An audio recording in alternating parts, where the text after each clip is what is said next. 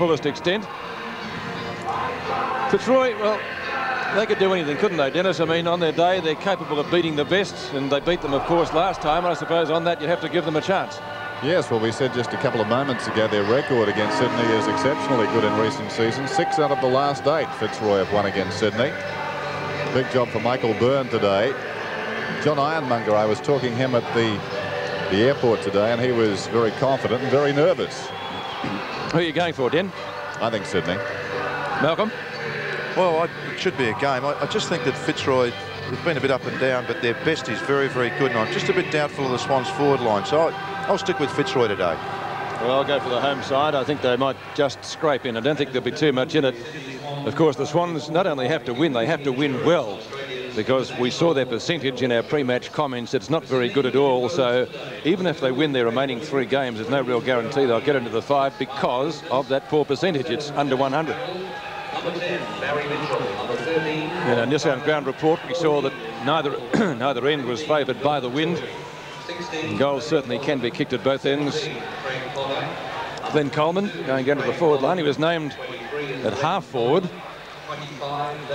Whether he'll line up there remains to be seen. 28, Graham Cordy.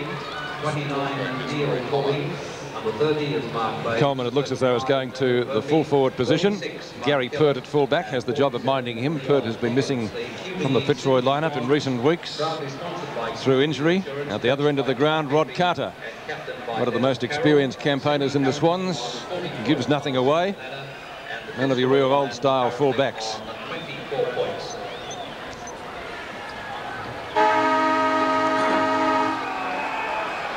So the first quarter from the Sydney Cricket Ground, a vitally important game for the Swans. They must win to stay in contention for the 5. Byrne loses out to Ironmonger. Bolton burnt the ball pretty quickly.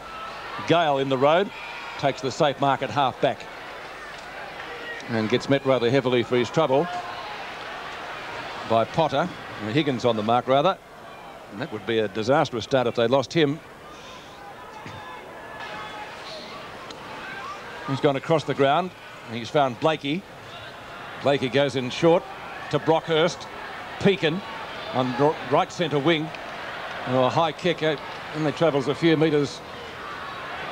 Bays, one of the best kicks in the Sydney Swans side. It beats Cordy over the boundary line. That's Graham Cordy.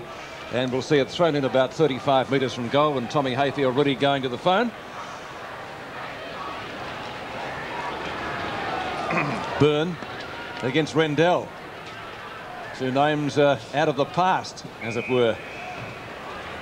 Umpire's found a free kick going to the Sydney Swans, and it will be taken by Mitchell at left halfback. Mitchell to the outer side. Ironmonger up, takes the mark. No, not paid. He's going to get the free kick.